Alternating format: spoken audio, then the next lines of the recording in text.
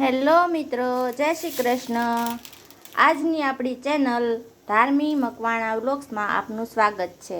તો આજે આપણે બનાવી રહ્યા છીએ મગનું શાક। તો જો પાણી ઉકળવા મૂકી દીધું છે અને પાણી ઉકળી ગયું છે તો આપણે એમાં નાખી દઈશું મગ।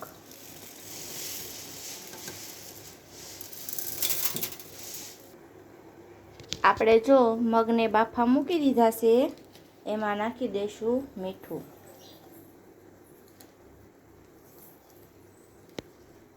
મીઠું નાખી દીધું છે, હવે આપણે એને ઢાંકણું ઢાંકી દઈશું।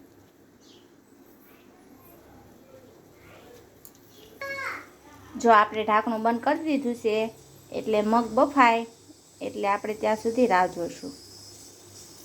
મગ બફાય ત્યાં સુધીમાં આપણે ટમેટાં સુધારી લઈશું। તો ફ્રીજમાંથી ટમેટાં લઈ આવીએ।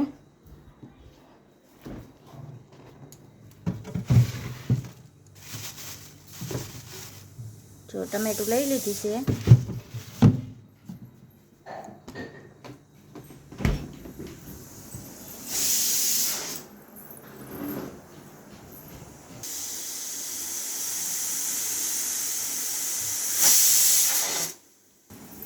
જો આપણે ટમેટું કાપી નાખવાનું છે। જો આપણું ટમેટું કટિંગ થઈ ગયું છે, જો આપણે ટમેટાં સુધારી લીધા છે, હવે આદું ને લસણને વાટી નાખશું। જો આપણે આદું ને લસણને વાટી નાખ્યું છે। જો આ બાજુ આપણા મગ જે સડે છે, જો આ બાજુ આપણા મગ બફાય તો આપણે એનો વઘાર કરી નાખીએ। જો તેલ ગરમ થવા મૂકી દીધું છે, આપણે જોઈ લઈએ તેલ આવ્યું છે કે નહીં। હા, જો તેલ આવી ગયું છે એટલે આપણે એમાં નાખી દઈશું થોડીક રાઈ, થોડુંક આખું જીરું, થોડીક હિંગ, મીઠા લીમડાના પાન।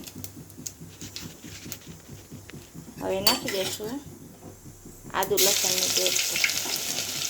ગેસ ધીમો કરી નાખશું, લસણ ને આદુ બળી ન જાય ને એટલે હલાવી લઈશું। હવે એમાં આપણે ટમેટાં નાખી દઈશું। હવે આપણે એને હલાવી લઈશું। આ ટમેટાને ચડવા મૂકી દેવાના છે, હવે એને ઢાંકી દઈશું। જો આપણે એને ઢાંકી દીધું છે, ટમેટાં ગળે ત્યાં સુધી આપણે એને રહેવા દઈશું। જો આપણા મગ બહુ મસ્ત બફાઈ ગયા છે, જોઈ લો। આ બાજુ આપણે ટમેટાને હલાવતું રહેવાનું।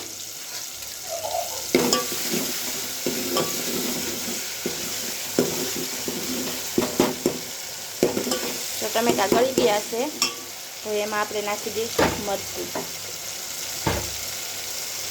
ભેળવેલું મરચું છે, તમે જો કોરું ખાવું હોય તો કોરું ખાતા હોય ને તો કોરું નાખવાનું, અને તો લસણવાળું ભેળવેલું છે। મરચું ચડવા દેવાનું। હવે આપણે એમાં નાખી દઈશું હળદર, 1 ચમચી નાખવાની, તેને હલાવી લેવાની। જો આપણું મરચું ચડી ગયું છે, હવે આપણે એમાં નાખવાના છે મગ।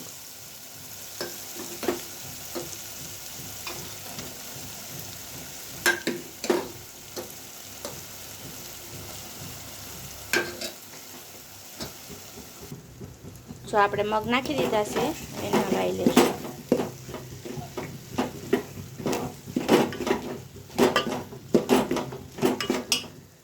હવે આપણે એમાં પાણી નાખી દેવાનું છે। જો આપણે એને પાણી આમાં નાખી દીધું છે, હવે એને પાણી ઉકળવા મૂકી દઈશું, ઘડીક વાર ઢાંકી દઈશું। જો આવી રીતના ઉકળે છે ધીમે ધીમે, આપણે એમાં નાખી દઈશું ધાણા જીરું।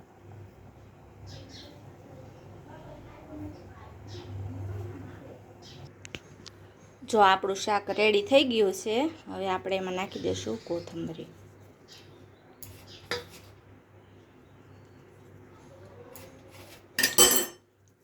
તો તૈયાર છે અમારા મગનું શાક। તો અમારો વિડીયો જો તમને પસંદ આવ્યો હોય તો લાઈક અને સબસ્ક્રાઈબ કરજો। થેન્ક યુ અને જય માતાજી।